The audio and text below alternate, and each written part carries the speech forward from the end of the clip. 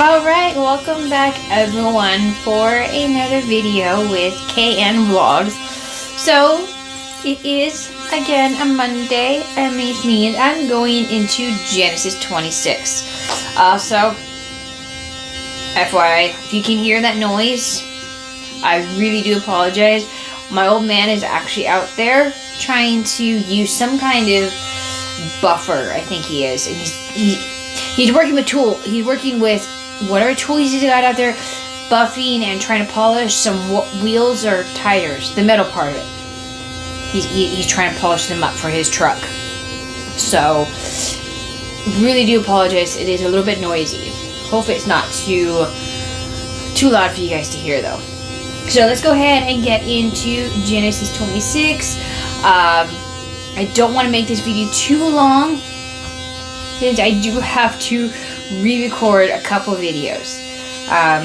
Just so you guys know, I did not get to last Thursday's video, mainly because I lost it. My phone decided it needed to be completely, what's it called? Oh my goodness, I cannot. Factory reset. My phone needed to be factory reset, and anything that was not on my SD card was lost. I don't know what was wrong with it. It was just having some really big issues. I couldn't get things to work. I took my phone in, and that's what they said was the best solution to getting my phone fixed. So unfortunately, I had to factory reset my phone, and some videos that I recorded, including this one, was not saved. So I am re-recording this video, and I don't want to make it as long as it was the first time I recorded it. Which, by the way, I'm not even going to go into that. I think I went into a little too much detail. Alright, so I'm going to go ahead and read the chapter all the way through, and then we'll go ahead and dig into what notes I have. Now, just a little heads up again, I am reading the ESV version. Okay. Alright. Let me get this a little closer. Okay, so it starts out with, now there was a famine in the land besides the former famine that was in the days of Abraham. And Isaac went to Gerar, to Abimelech, king of the Philistines, and the Lord appeared to him and said, do not go down to Egypt, dwell in the land of which I shall tell you. Sovereign this land, and I will be with you, and will bless you. For to you and your offspring I will give all these lands, and I will establish the oath that I swore to Abraham your father.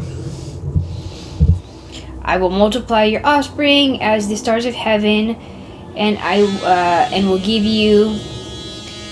to you your offspring all these lands, and in your offspring all the nations of the earth shall be blessed, because Abraham obeyed my voice and kept my charge, my commandments, my statutes, and my laws.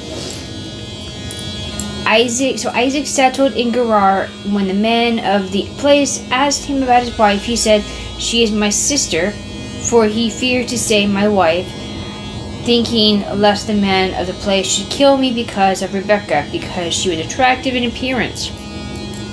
When he had been there a long time, Abimelech, king of the Philistines, looked out a window and saw Isaac laughing with Rebekah's wife. So Abimelech called Isaac and said, behold, she is your wife. How then could you say, she's my sister? Isaac said to him, because I thought lest I die because of her. Abimelech said, what is this you have done to us? One of the people might easily have lain with your wife, and you would have brought guilt upon us. So Abimelech warned all the people, saying, whoever touches this man or his wife shall surely be put to death. And Isaac sowed in that land and reaps in the same year 100-fold. The Lord blessed him, and the man became rich and gained more and more until he became very wealthy. He had possessions of flocks and herds and many servants, so that the Philistines envied him. Now the Philistines had stopped and filled with earth all the wells that his father's servants had dug in the days of Abraham his father. And Abimelech said to Isaac, go away from us, for you are much mightier than we. So Isaac departed from there and encamped in the valley of Gerar and settled there. And Isaac dug again the wells of the water that had been dug in the days of Abraham his father, which the Philistine has stopped after the death of Abraham. And he gave them the names that his father had given them. But when Isaac's servants dug in the valley and found there was a well of spring water, the herdsman of Gerar quarreled with Isaac's herdsman, saying, "The water is ours." So he called the name of the well Esek, because they contended with him. Then they dug another well, and they quarreled over that also. So he called its name Sitnah. And he moved from there and dug another well, and they did not quarrel over it. So he called its name Rehoboth, saying, "For now the Lord has made room for us, and we shall be fruitful in the land." From there he went up to Beersheba, and the Lord appeared to him the same night and said, "I am the Lord, I am the God of Abraham your father. Fear not, for I am with you, and I will bless you and multiply your offspring for my servant Abraham's sake." So he built an altar there and called upon the name of the Lord and pitched his tent there. And there Isaac's servants dug a well. When Abimelech went to him from Gerar with Asath, I'm not even going to try saying that, his advisor, and Pekol, the commander of his army, Isaac said to them, "Why have you come to see me, seeing that you hate me and have sent me away from you?" They said, "We see plainly that the Lord has been with you." So we said, "Let there be a sworn pact between you and us, and let us make a covenant with you, that you will do us no harm, just as we have not touched you and have not done to you nothing but good, and sent you away in peace. You are now the blessed of the Lord."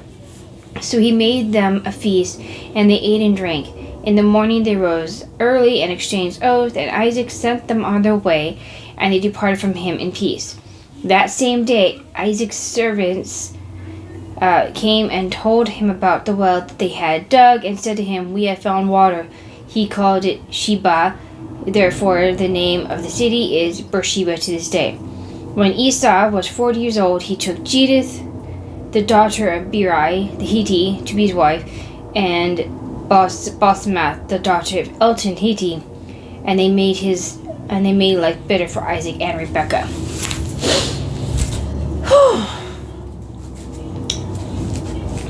So yeah, and that is all of that one. Relatively short, straightforward. Okay, so let's go ahead and get into the little details of it. Okay, so the first thing I kind of wanted to point out is that there's once again another famine in the land. Not too confused with the famine that was in the land in the days of Abraham. Okay, so there was still a big challenge. Okay, famine meaning like lack of food, things are just not growing. So there was still a very much of a challenge at that point, because there was a famine when Abraham was around, and now there's another famine during Isaac's time. So Isaac went to Gerar, and it was the same place that Abraham had went to. And again, as I mentioned in previously, Abimelech is not an actual name. It is a title, okay?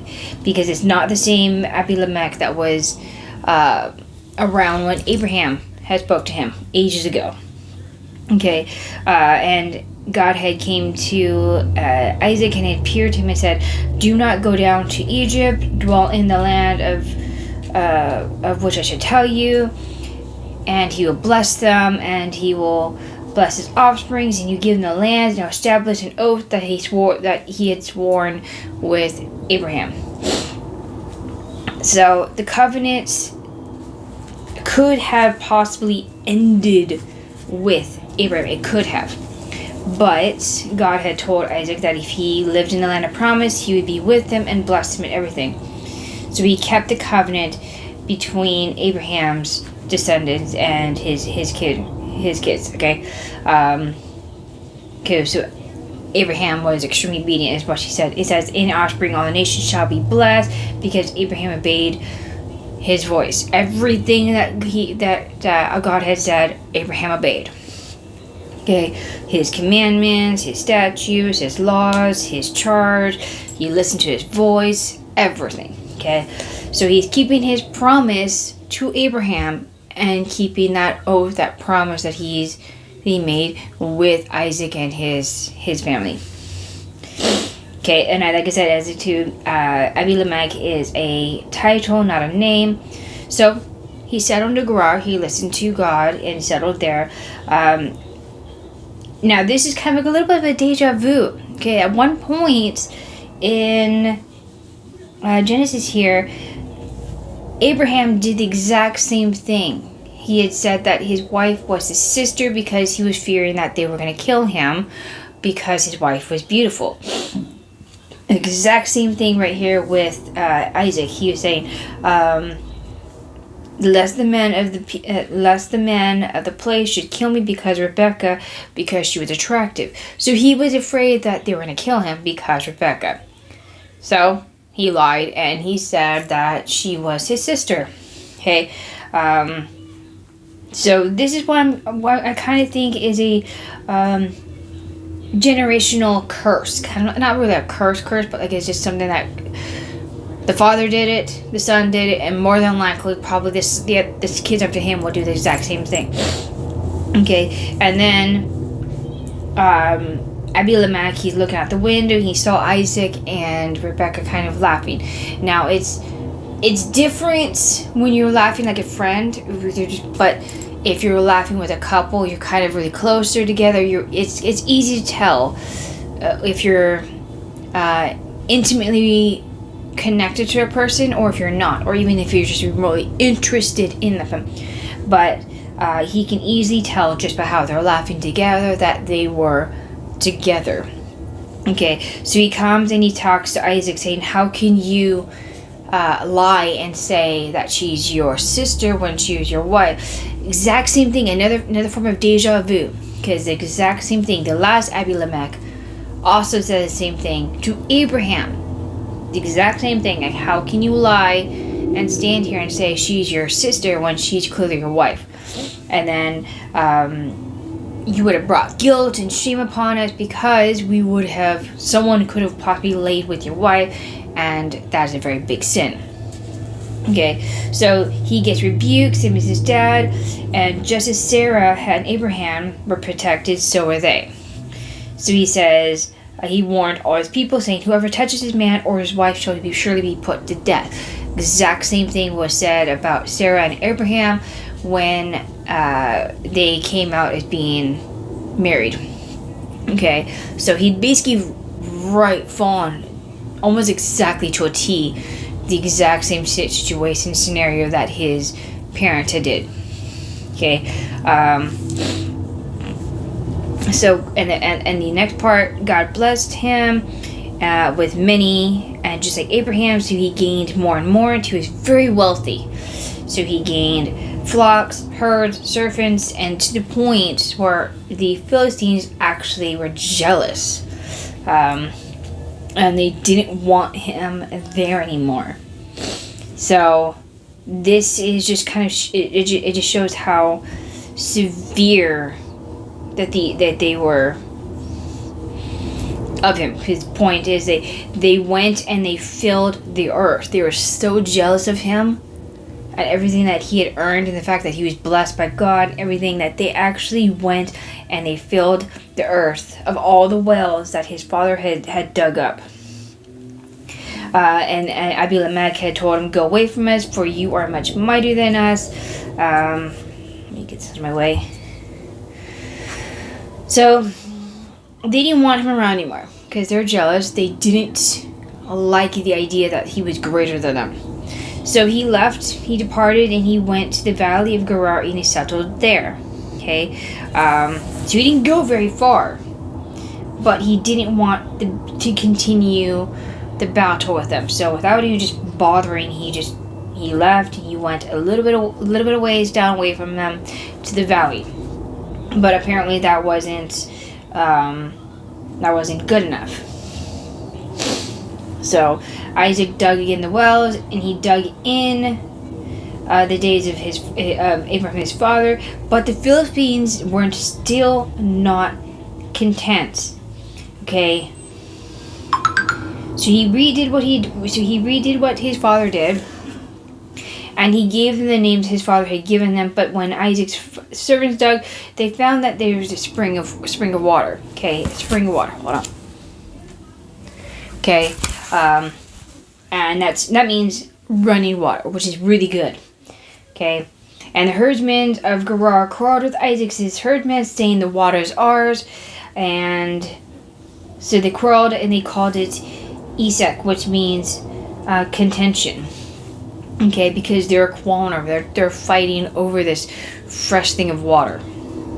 Okay, so he lost that one, and then he dug another one because he didn't want to continue to fight, and they quarreled over that one as well. And he called it Sitnah, which means opposition.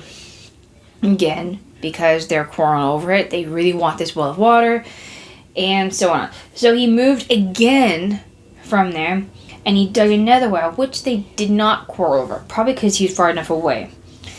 So this is the first time God appeared to him. Okay, and he called it Rehoboth, which means roominess. So now he's got his own room, he's got his own space, and he says, "For now the Lord has made room for us, and we should be fruitful in the land." So he's got room. Now he's got room for all his stuff, all his possessions, all his family, his livestock, etc., etc., etc. Okay. And then from there he went up to Beersheba, and the Lord appeared to him, and this is technically the very first time he's appeared to him, the same night, and said, "I am the God of Abraham your father. Fear not, for I am with you, and I will bless you and multiply your offspring for my servant Abraham's sake." So, because Abraham was so faithful, he was such a godly man, and he has such an intimate relationship with God himself, he is going to bless Isaac. He's going to look after him, and so on, because of Abraham, his father. So he built an altar, and he called upon the Lord, and he pitched his tent there. So he made his home, and there Isaac dug a well. Now Isaac and Abimelech are about to make a oath together, a peace treaty, because of the fact that Abimelech can see that he is extremely wealthy, extremely powerful, just like his father, and he'd rather have him as an ally. Okay. Alright, so he went to him from Gerar with his advisor and his commander of his army. And he says, and why, Isaac is now asking them, "Why have you come to see me, so that you hate me and sent me away from you?" Now this is a logical question, believing that he was unwelcomed. Take that. Okay, so given the fact that Isaac felt like he was completely unwelcome, that's a very logical question. He was pushed away from the land that he was in originally. Yes, I know, my PC is running. Okay, they filled in the earth. They took 2 wells from him that he dug. And then he finally found a place where they're not quarreling over him about the well. They're not quarreling over him about the land in general. And God is like saying, "Hey, don't be afraid, because I'm with you." Which, by the way, he had a reason to be afraid, but he was told not to, which that is awesome. Okay. So God's keeping his covenant. Abimelech can see that just as much as everyone else, so he would much rather establish a peace between them, a blessing, to have them on their side instead of against them in the long run, because that could be really bad if they're actual enemies. So Abraham was a man of altars, Jacob was a man of tents, and Isaac is a man of wells, which is where he says we have found water. So they So he made them a feast, he drank water, and in the morning they rose and exchanged oaths. Okay. When Isaac sent them away and departed in peace, Isaac's servants told him about the well that they had dug, and they had found water, which, like I said, that's the reason why Isaac's called man of wells, because he's found 1 well, 2 wells, 3 wells, and then this well. And his father was the man of altars. Okay. And they called it Sheba, which means oath, because, like I said, Abimelech and Isaac had came to a agreement with one another. That was weird. Okay, and Abimelech says, "We can see plainly that that the Lord has been with you. So we said, let there be a sworn pact between you and us, and let us make a covenant with you, so that you would do us no harm, just as we have not touched you, and have not done to you nothing but good, and sent you away in peace." So again, just like I said, Abimelech and his people would rather have Isaac and his entire household on their side rather than against him, because they don't want to make an enemy of them, because of the fact that he has God on his side. And that can be really bad if he makes an enemy of Isaac, because not only is he making an enemy of Isaac, he's making an enemy of God. So they called it Sheba because of the oath that they made with Abimelech and his people, and God brought many blessings at once that day. Okay, so and then it goes into this kind of like weird little paragraph that just kind of seems off on its own here. It says, when Esau was 40 years old, he took Judith, the Hittite, to be his wife, and then he took Basemouth, another Hittite, to be his wife. Okay, now this is kind of setting off the pattern of that Abraham had set, that his descendants shouldn't marry a Canaanite. So he went against the pattern set by Abraham, his grandfather, because Esau is Isaac's son. Yeah, so his grandfather. Esau's character as a fornicator and profane, which will lead to the fact that he makes life bitter for Isaac and Rebekah. Okay, and we'll get more into them at another time, because next chapter, 27, Isaac blesses Jacob, and it goes into a long thing here. Okay, so that is all I have for this. Like I said, it's relatively straightforward. And we're getting more into Isaac's or into Jacob and Esau's story soon. All right, so yes. Oh, I just love this. Look, I got this. I got all these. I got Genesis, Psalms, Proverbs, John right there, all marked. I absolutely love this book. It's a new Bible case I just got. Okay, so here's the actual case itself. Okay, and it has Velcro. I'm sorry, I'm just kind of going a random tangent right now. And here's the actual case. Okay, I have my tab in the front here, colored pencils in the back, and okay, isn't that gorgeous? It's got plenty of room. And it's got Velcro in the middle here, so I can just kind of literally just...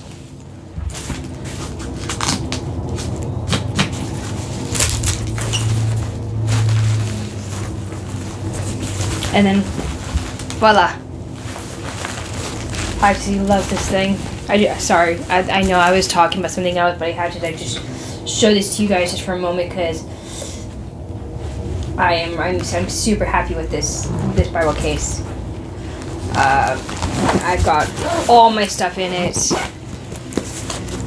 and it's just super cute. I have all my Bible creativities and everything in it, everything that I use on a regular basis. It's just adorable. So I will link that to you guys in the description below if you guys want to take a look at it. There are different patterns for this, just saying. Sorry, I was not trying to advertise it. I just I love this little case because not only do I have a Bible bag, but I also have it in a case all together with all my stuff. It's like my absolute favorite. Anyways, yes, so like I said, that is all I have for chapter 26. Next week will be chapter 27. And then going on into, let me take a look. Next month, I will start, I will start doing the other book I'm working on. I'm working on Matthew as well. So, I am not 100% sure. Let me take a look at Matthew real quick. There's Matthew. Okay, so I will pick up next month with Matthew 5, which is convenient considering that's what I'm working on right this minute. I don't want to redo Matthew 1, 2, 3, or 4. But I will have the Matthew playlist at the end of this video in case you guys want to get caught up on that for next month when I start doing Matthew as well.